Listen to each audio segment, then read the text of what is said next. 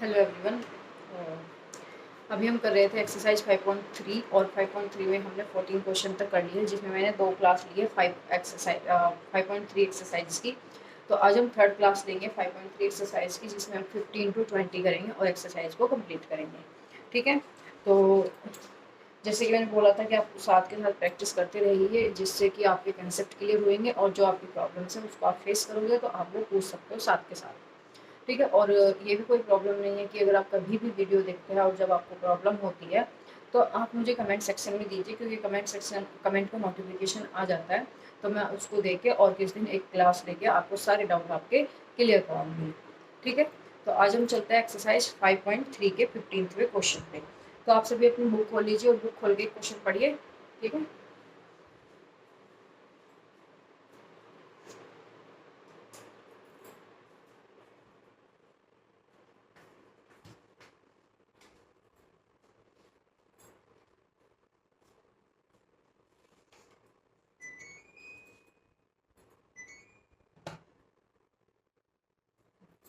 देखो 15 क्वेश्चन में लिखा है, contract on a construction job specific a penalty for delay of completions beyond a certain date as follows. देखो एक contractor है और उसको पेनल्टी देनी पड़ेगी अगर वो जो डेट फिक्स की है उस डेट से लेट करता है उसको अपना काम को पूरा करने में।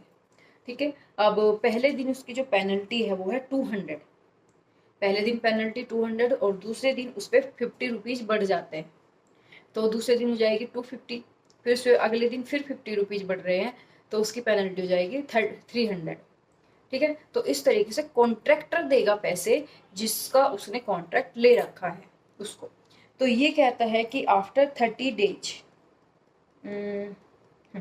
250 and for third day 300, third day penalty for each succeeding day 50 more than for the preceding day. How much money the contractor has to pay as penalty if we delay the work by 30 days? अगर वो 30 दिन delay करेगा तो उसको कितनी penalty देनी पड़ेगी, ये क्वेश्चन है। तो अगर हम देखें सबको हमें ऐड करना है, पहले दिन उसने 200 दिए, तीसरे दिन दूसरे दिन उसने 250 दिए, तीसरे दिन उसने 300 दिए। तो इस तरीके से जितना भी वो पे कर रहा है हमें उन सबको सम करना है। ठीक है। और कितने दिन तक देगा वो, 30 डेज तक।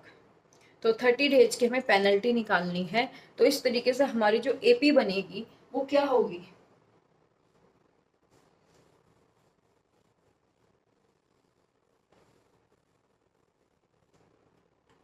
Question number 50।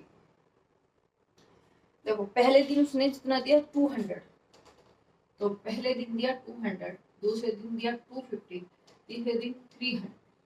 इस तरीके से वो 30 डेज तक ऐसे ही पे करेगा। तो इस अगर हम यहाँ पे देखें तो हमारी ए की वैल्यू है 200, डी की वैल्यू है, सब में कॉमन डिफरेंस जो है वो डी है, और एन है हमारा 30 डेज। तो हमारी वैल्यू क्या हुई, 30।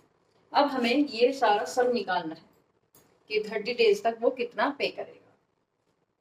तो S30 is equal to n by 2 2a plus n-1 into d. S30 is equal to 30/2 2 into 200 plus 30-1 और फिर 50। S30 is equal to 15,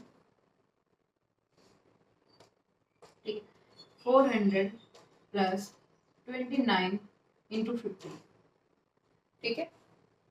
S300 S30 is equal to 15, 400 plus 5 9 जब 45, 5 4, 5 2 जा 10 और 4 14 और एक आगे 0।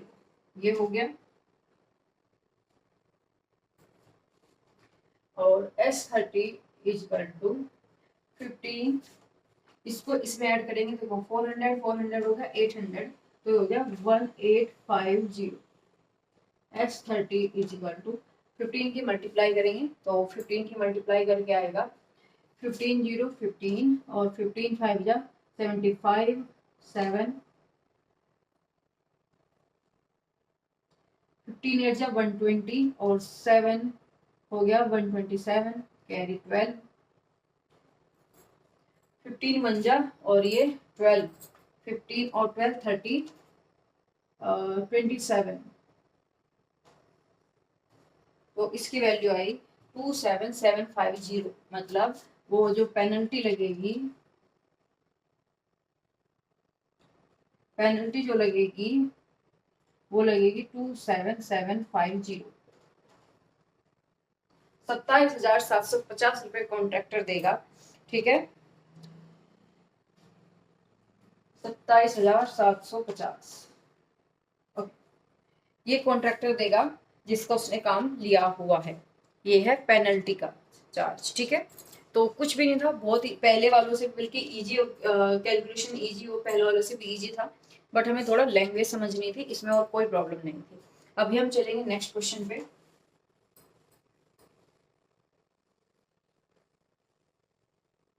Question number 16।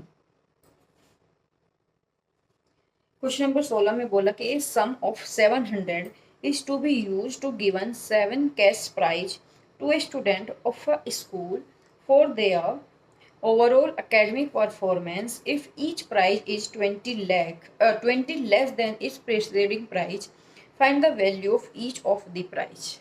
देखो, इसने बोला कि टोटल 700 रुपये है जो स्कूल में 7 बच्चों को बांटना है एज ए प्राइज के तौर पे।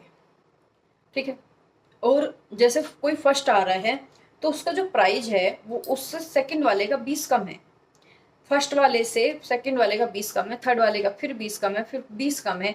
अगर हमारा जो पहला प्राइज है, सपोज करो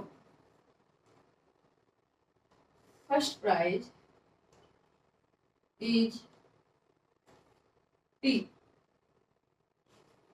ठीक है, अगर हमारा पहला प्राइज पी है तो नेक्स्ट क्या होगा, सेकंड p माइनस 20। तो थर्ड क्या होगा, p माइनस 20 तो सेकेंड था, अब इससे 20 कम तो माइनस 20, मतलब 20 p माइनस 40। तो अगर हम यहाँ पे देखते हैं a क्या हुआ हमारा p, हमारा d क्या हुआ माइनस का 20, ये माइनस ये करके देखो, ए से p कट जाएगा, माइनस 20 बचेगा। तो ये हुआ माइनस का 20, क्योंकि हर एक में माइनस 20 हो रहा है, तो वो जो डिफरेंस है हमारा वो माइनस 20 है। और इसने बोला कि ये जो प्राइज है ये बांटना है 7 बच्चों में, तो हमारी n की वैल्यू होती है 7, क्योंकि 7 बच्चों में बांटना है। और टोटल कितना प्राइज बांटना है 700, तो ये क्या है सम, उस प्राइज का सम है ये 700 रुपये। ठीक, तो अब हमें इस क्वेश्चन में निकालना ये है कि हमें हर एक का प्राइस बताना है कितना होगा। अगर हमें पहला ही प्राइस पता लग जाए तो हम सब में से 20 20 20 लेस करके हम सारे प्राइस 7 के 7 प्राइस निकाल सकते हैं। और P को हम कैसे चेक करेंगे, अब हमारे पास जो होता है, हमारे पास हमारे फॉर्मूले में 1 2 3 4 ही वेरिएबल होते हैं, और उसमें से हमें 3 दिए हुए हैं, एक नहीं दिया हुआ, तो हम तो अपनी सिंपल इक्वेशन से भी निकाल सकते हैं। वैल्यू पुट करो, एक वैल्यू निकालो। तो चलो, एस एन दिया हुआ है तो एस एन का ही फॉर्मूला लगाते हैं, n by two 2a plus n minus 1 into d. 700 is equal to 7 by 2 into p plus 7 minus 1, और डी की वैल्यू माइनस 20। ओके,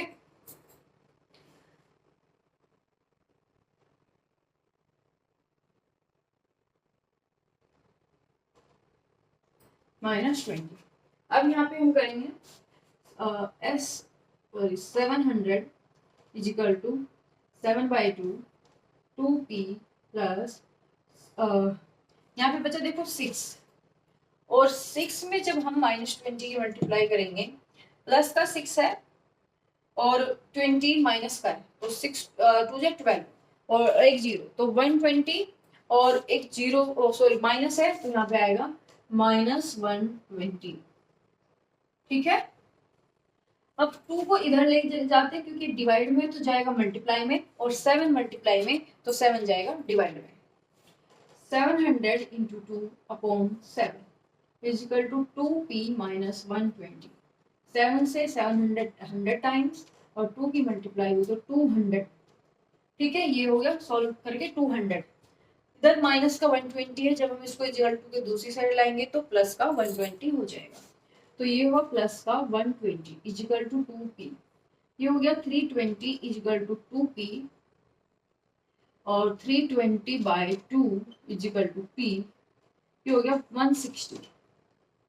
p की वैल्यू आ गई 160। हमारा p क्या था? p था हमारा फर्स्ट प्राइज। तो अब सेकंड प्राइज कैसे फाइंड करोगे बताओ? सेकंड प्राइज, अब p 160 है तो सेकंड फर्स्ट प्राइज हो गया 160, सेकंड प्राइज हो गया 160 माइनस 20, फिर ये आ गया तो 160, ये 140, 120, 100, और यहाँ 80, और 80 के बाद 60, 1 2 3 4 5 6 एंड देन 40। अगर हम इन सब का सम करेंगे तो हमारा 700 ही आएगा।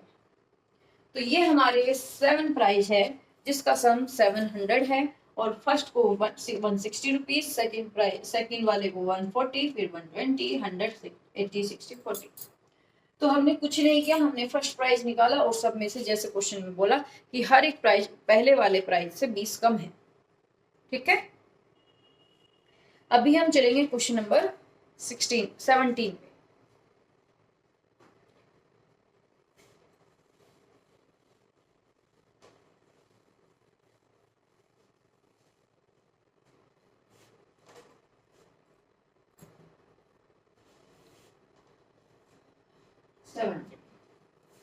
सेवनटीन में बोला कि इन अ स्कूल एक student boat A planting tree thought a planting trees in and around the school to reduce air pollutions. It was decided that the number of trees that each sections of each class will plant will be the same as same class. देखो यहाँ तक बोला है कि एक school ने ये decide किया सिर्फ ट्री लगाने हैं बहुत सारे, क्योंकि ट्री से पोल्यूशन कम होता है।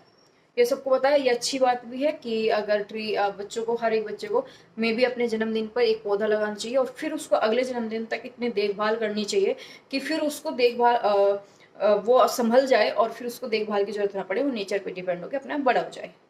तो हर साल ऐसा करना चाहिए। चलो आगे चलते हैं। तो उसने कहा कि each sections of class will plant, एक स्कूल प्लांट लगा रहा है जो जितनी क्लास में है।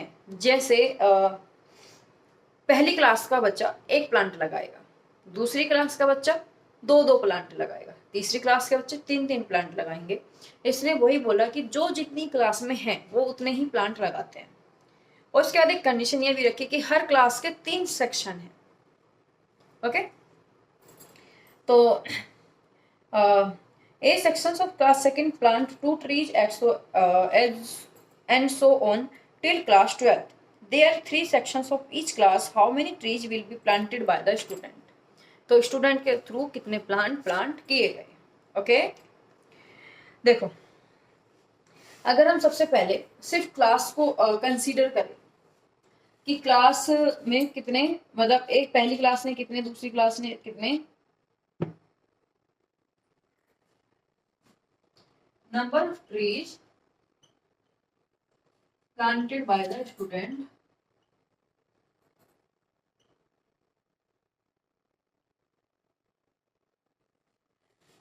फर्स्ट, पहली क्लास में 1, दूसरी क्लास में 2, तीसरी में 3, 4, 5, ऐसे ही लास्ट तक 12। ठीक है, तो कितने 12 तक। अगर हम यहाँ पे देखें तो हमें निकालना इन ये कितने प्लांट है उनका सम। ओके, तो ए की वैल्यू 1 है, डी की वैल्यू भी 1 है, और एन की वैल्यू 12 है। तो हमें S12 निकालना है, n by 2, 2a plus n minus 1 into D. S12 कितना होगा 12 बाई 2, और 2 इंटू 1 प्लस 12 माइनस 1 11, और डी है हमारा 1, तो ये हो गया 11। S12 इज इक्वल टू 6 और 2 plus 11। S12 is equal to 6 into 13। ठीक है, तो ये हुआ 78। तो 12 क्लास तक बच्चों ने 78 प्लांट लगाए, लेकिन यहाँ पे कंडीशन ये है कि हर एक क्लास में 3 सेक्शन है। तो यहाँ पे ट्री प्लांटेड बाय 3 सेक्शन, तो ये सब था एक एक सेक्शन का। तो 3 सेक्शन में कितने, 3 इंटू 78,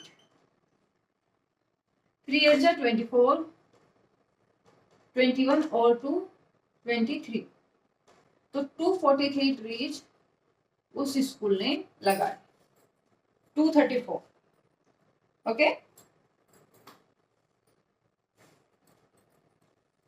बस थ्योरी है, वैसे क्वेश्चन इजी है। आगे चलेंगे हम क्वेश्चन नंबर 8 पे, 18 पे। 18 में कहा है कि spiral is made up of A successive semi circle with center alternate at A and B, starting with center A of radii 0.5 centimeter, 1 centimeter, 1.5 centimeter और 2 centimeter as shown in figure। देखो इसमें figure दी हुई है और आपको पहले figure समझाती हूँ।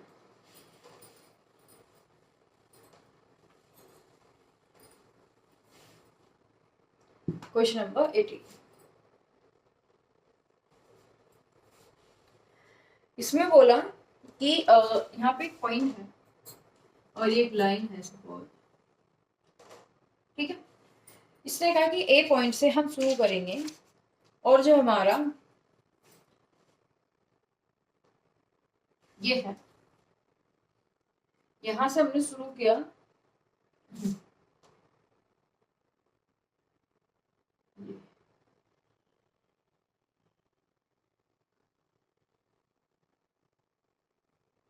ऐसे ही करते करते ये जो है ना, ये 1 2 3 4 ऐसे ही है ना, 13 तक बना हुआ है, 13 तक, ठीक है।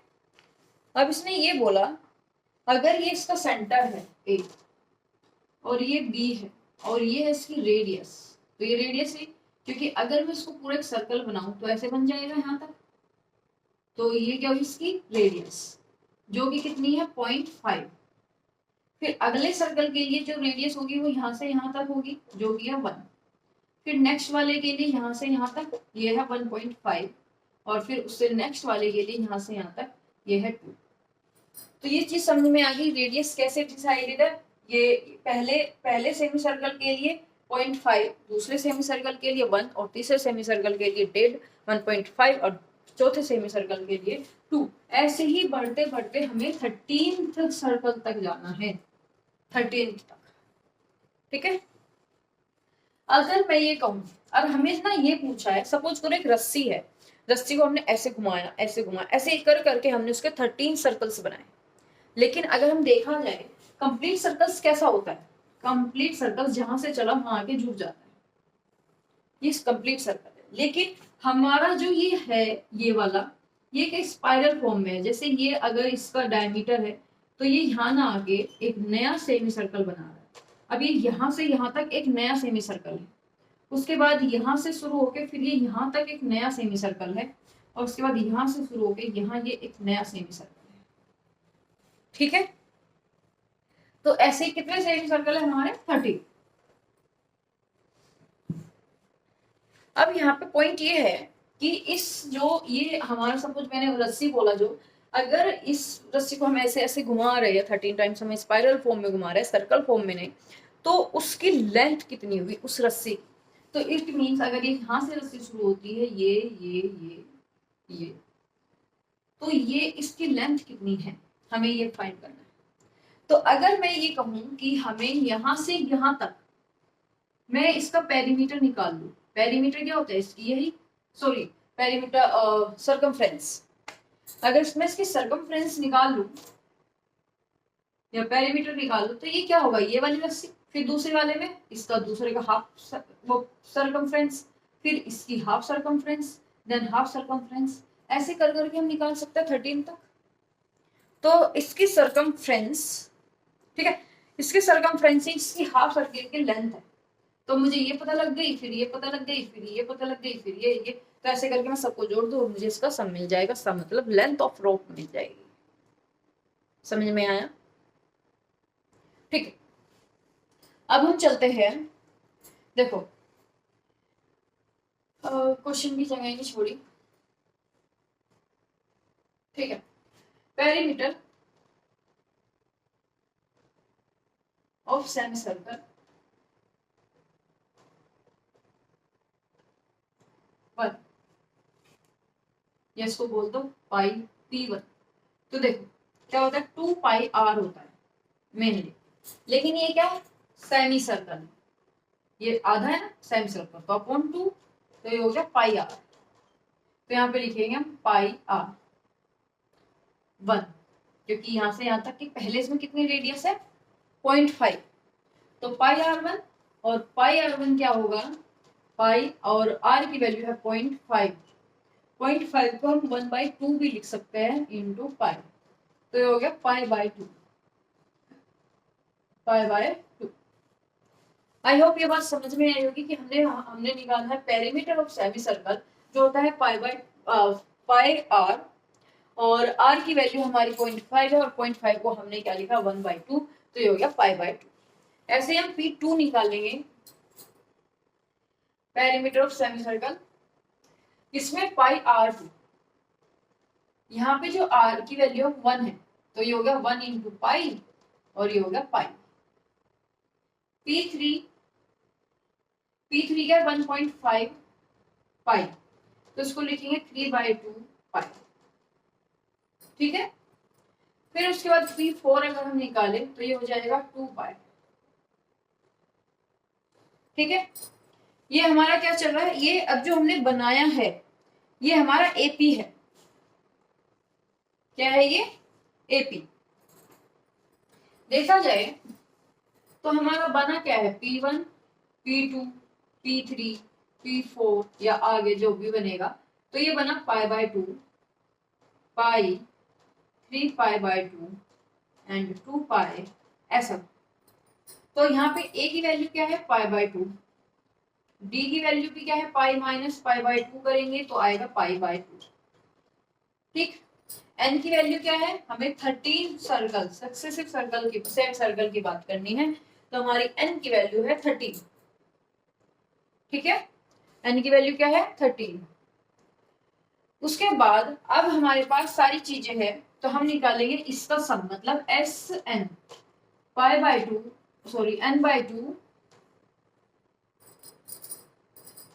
SN is equal to N/2 2A plus N-1 into D।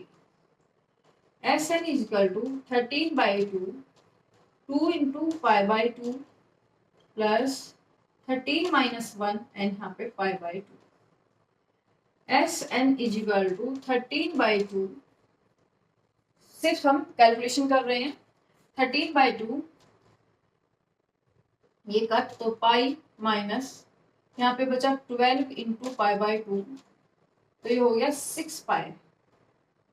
ठीक है, यहाँ पे 6 pi minus pi, 13 into 5 pi minus by 2, minus का प्लस का ही है। ठीक है, पाई/2। अब यहाँ पे हम इसकी मल्टीप्लाई करेंगे तो SN इज इक्वल टू 60 पाई/2, ये 30 हो गया, तो SN इज इक्वल टू 30 पाई। अगर हम पाई की वैल्यू रखेंगे तो हमारा आंसर 30 पाई भी ठीक है, या हम वैल्यू पुट करेंगे तो हम वहां पे भी कर सकते हैं। SN is equal to 30 into 3.14। ठीक, 3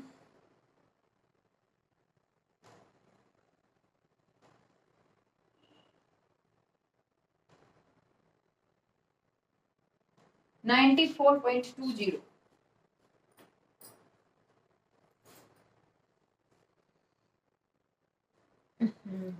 सो यहाँ पे हमने लेस किया, जबकि 7 पाई है, और यहाँ पे हमें थोड़ा सॉल्यूशन करना पड़ेगा क्योंकि यहाँ माइनस नहीं था, मेरे माइनस रहा, तो हम करेंगे SN इजिकल टू 91/2 पाई, ठीक है। 91/2 इंटू 22/7, ये होगा 11 और ये हुआ 13, तो 13 वन जा 13 1, 13 वन जा 13 1 4 3, तो 143 सेंटीमीटर, इसकी वैल्यू आई 143 सेंटीमीटर। तो हमारा क्वेश्चन इजी था और क्वेश्चन में ये कहा गया था कि इसकी टोटल लेंथ बतानी थी। तो लेंथ कैसे निकालते, सरकमफ्रेंस निकालो पहले सेमी सर्कल में, फिर दूसरे की सरकमफ्रेंस, तीसरे की सरकमफ्रेंस, ऐसे ही करके अगर हम उसको ऐड करेंगे तो हमारी टोटल लेंथ आ जाएगी, ठीक है।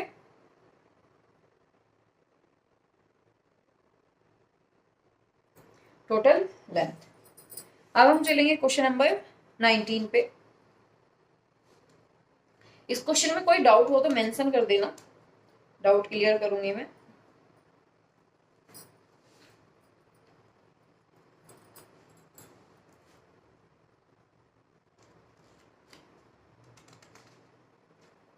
क्वेश्चन नंबर 19 देखो, क्वेश्चन नंबर 19 में ये कहा है कि 20 logs are stucked in a following manner. 200 logs है और उसको एक प्रॉपर मैनर्स में लगाया गया है।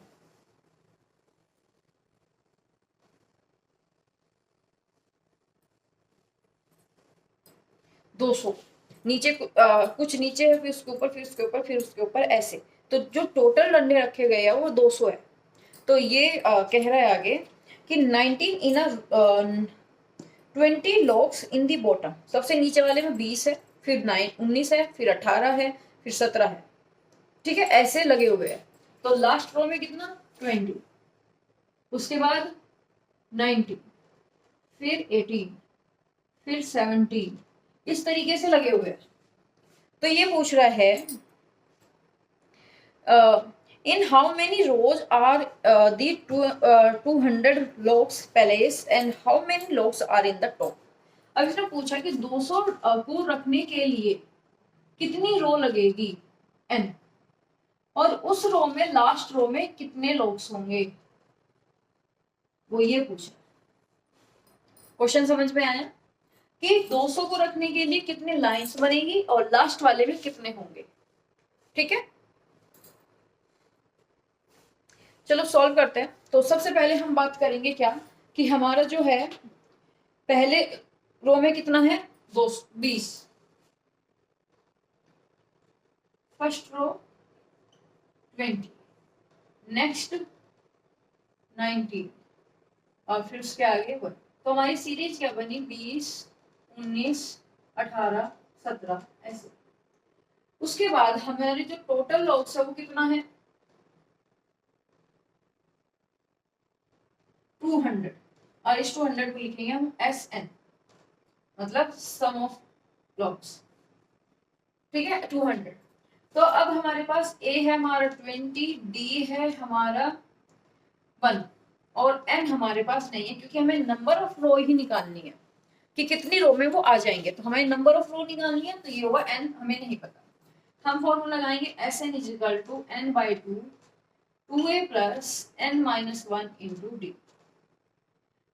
SN है 200, N/2 2 इंटू A की वैल्यू है 20 प्लस D की वैल्यू है हमारी 1, तो ये हो गया N-1 मल्टीप्लाई करके भी।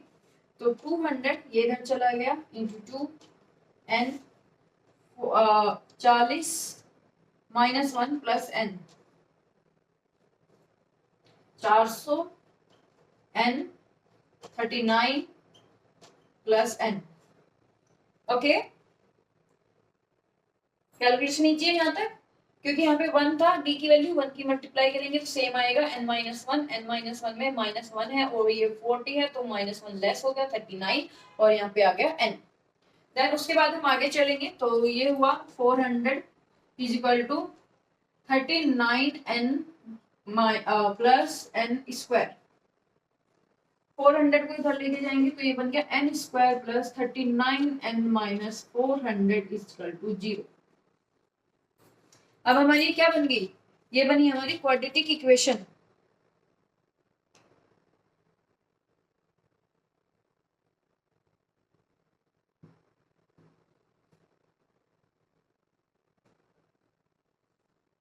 सॉरी, यहाँ पे जो डी की वैल्यू है वो ना -1 है, ये -1। तो यहाँ पे जब हम माइनस की करेंगे तो ये माइनस हो जाएगा और ये प्लस हो जाएगा और ये हो जाएगा 41। ठीक है, 41 माइनस n, 41 माइनस n, तो यहाँ पे हो जाएगा 41 और यहाँ पे भी माइनस का 41। ठीक, अब यहाँ पे माइनस है, यहाँ पे प्लस है, हम साइन करेंगे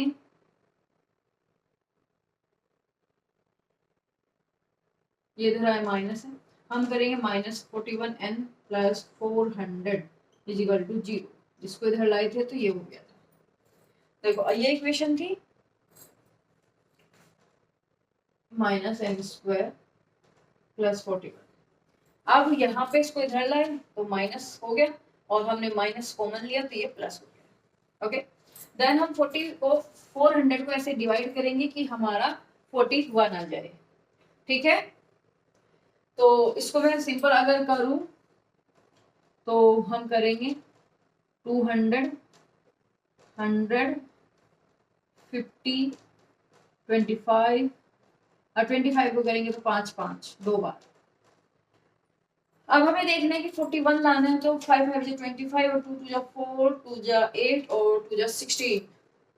16 और 25 को ऐड करेंगे 41, सिंपल बन गया। तो ये हो गया हमारा 25 एंड 16। तो हम यहाँ पे लिखेंगे 25 एंड प्लस 16 माइनस के 16 एंड प्लस 400 इक्वल टू 0। तो n square minus 16n minus 25n plus 400 equal to 0। n common, n minus 16, 25 common, n minus 16 0। तो n माइनस 25 और n माइनस 16, तो n is equal to 25 and n is equal to 16। अब इसने यहाँ पे दो value हमारी आई है और दोनों ही हमारी, एक 25 आई और एक 16 आई है। लेकिन इसमें से अब हमें ये कैसे डिसाइड करें कि लास्ट में टोटल नंबर ऑफ रोज हमारी कितनी है। ठीक है, अगर मैं ये बोलूं कि टोटल 25 रो तक जाते जाते, है ना, तुम्हारे ये तो खत्म होगा यहाँ पे लोग 22 या 16 जितनी भी रो पे, और आगे तुम जा रहे हो 25 तक, तो वो तो गलत है। तो हमें ये निकालना पड़ेगा कि कौन से उसमें कितने लॉक्स हैं। अगर हमारे लॉक्स पहले ही खत्म हो जा रहे हैं तो 25 रो तक हम या 16 रो तक नहीं जाएंगे, या ऐसा है कि हमारे बहुत सारे लॉक्स बचे हुए हैं और हम 16 पे रुक जाए, ऐसा भी नहीं है क्योंकि वो 200 ही नहीं होगा सम। तो अब हम निकालेंगे यहाँ पे number of logs last row में। ठीक है, तो लास्ट रो में नंबर ऑफ लॉक्स कैसे निकालेंगे,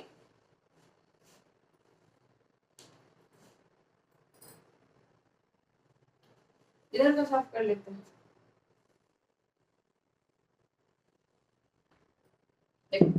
एन की वैल्यू अगर मैं 16 लेती हूँ कि अगर हमारी रोज 16 थी, ध्यान देना, अगर हमारी टोटल रोज 16 बनती है तो लास्ट वाले में कितना है, तो हम निकालेंगे a n equal to a plus n minus 1 into D.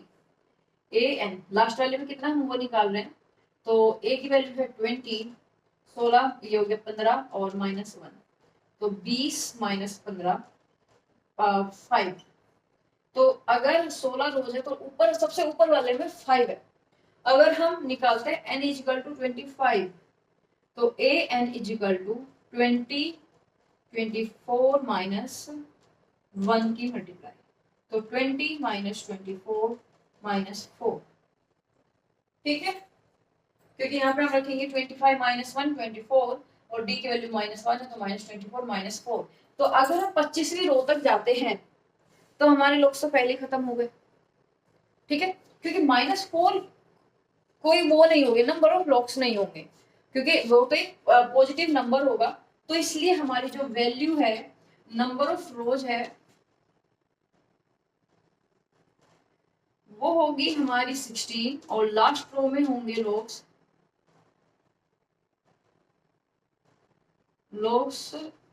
In last row, वो होंगे हमारे 5। तो ये हमारा आंसर था। ठीक है,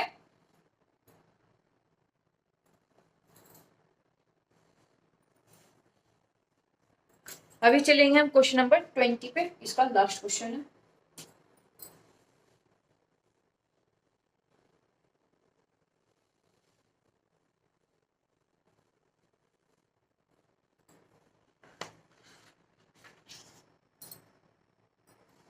क्वेश्चन नंबर 20, इसमें कहा है कि in a potato race a bucket is placed at the starting point which is 5 metres apart from the first tomato. अगर हम यहाँ पे देखें, एक ऐसे रेस ट्रैक है और यहाँ पे एक बकेट रखी, ठीक है, और यहाँ से 5 मीटर डिस्टेंस पे फर्स्ट पोटैटो है। ये 5 मीटर की डिस्टेंस है और यहाँ पे फर्स्ट पोटैटो है। फिर उसके बाद यहाँ पे 3 सेंटीमीटर की डिस्टेंस पे दूसरा है, फिर 3 सेंटीमीटर की डिस्टेंस पे तीसरा। ऐसे ही कर करके हर एक के बीच की जो डिस्टेंस है वो 3 सेंटीमीटर है, 3 मीटर है। और ऐसे करके जो हमारे and the other potato are the placed 3 apart in a straight line. There are 10 potatoes. तो टोटल ये कितने टाइम्स है? 10। ठीक है, 10। अब उसने बोला कि competitor start from the bucket, pick up the nearest potato, okay, उसके बाद run back with it and drop in the buckets. अब एक बंदा यहाँ से रनिंग करना शुरू करेगा, वो यहाँ जाएगा, पोटैटो पिक करेगा और वापस लाके बकेट में फिल करेगा, फिर रन करेगा, फिर यहाँ जाएगा और यहाँ पे आने के बाद फिर फिल करेगा। तो अगर हम ऐसे देखें, एक बंदा यहाँ से चला, 5 गया, 5 आया और फिर फिल किया तो हो गया 10। उसके बाद 5 3 8 गया और 8 जाने के बाद 8 वापस आया तो ये हो गया 16। मतलब क्या है कि जो हमारा है उसका डबल हो रहा है। यहाँ से 10 का 5 का डबल 10, यहाँ 3 एक्स्ट्रा है तो 6, तो 10 में हम 6 ऐड करेंगे 16। उसके बाद फिर 16 में 3 इधर से एक्स्ट्रा जाएगा और 3 वापस आएगा, तो 16 और 6 कितने हो गए? 22। तो ऐसे ही चलता रहेगा 10 तक, मतलब 10 टाइम्स उसको ऐसा करना है। तो अगर हम देखें इसमें क्वेश्चन नंबर 20, ए की वैल्यू है हमारी 10, डी की वैल्यू है हमारी 6 और एन की वैल्यू है 10। ठीक है, क्योंकि 10 बार उसको ऐसा करना है। तो उसने उसके बाद बोला कि नंबर कितने डिस्टेंस वो चलेगा वो हमें फाइंड करना, मतलब हमें टोटल सम निकालना है। तो इसमें हम फॉर्मूला लगाएंगे एस एन, क्योंकि हमारे पास सारी चीजें हैं। तो s n is equal to n by 2 a plus n minus 1 into d. अब एस 10 निकालना है क्योंकि वो 10 टाइम्स रन कर रही है। 10 बाई 2 इंटू 10 प्लस एन की वैल्यू हमारी 10 माइनस 1 और डी की value 6। S 10 is equal to 5 20, यहाँ पे 9 और 9 6 जा 54, 5 ये हो गया 4 और 7 74। एस 10 इज इक्वल टू 5 4 जा 22, 5 7 जा 35 और 2 37, 37 मीटर, 370 मीटर।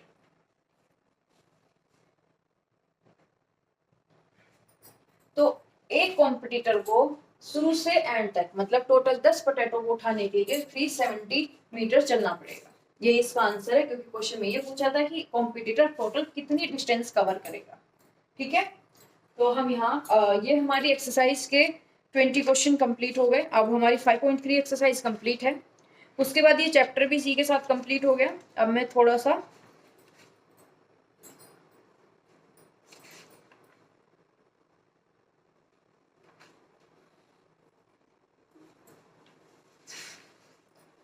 अब हम कल इसमें एक एक्सरसाइज दी हुई है 5.2 और जो कि ऑप्शनल है। इसमें से एक दो क्वेश्चन जो इंपॉर्टेंट होगा एग्जाम पॉइंट ऑफ व्यू से वो कराऊंगी और कुछ एक्स्ट्रा क्वेश्चंस कराऊंगी कल इस चैप्टर के, क्योंकि इसमें कुछ थोड़ा सा अलग तरीके से क्वेश्चन पूछ सकता है। मेथड सेम रहेगा, फॉर्मूले हमारे सेम रहेंगे, बट थोड़ा लैंग्वेज चेंज कर देंगे। तो हम कल इसके कुछ एक्स्ट्रा क्वेश्चन करेंगे और कल इस चैप्टर को कुछ इंपॉर्टेंट क्वेश्चन के साथ कंप्लीट करेंगे और उसके बाद हम नेक्स्ट चैप्टर पे चलेंगे। तो आज के लिए इतना ही। इस चैप्टर को प्रैक्टिस करें बार बार।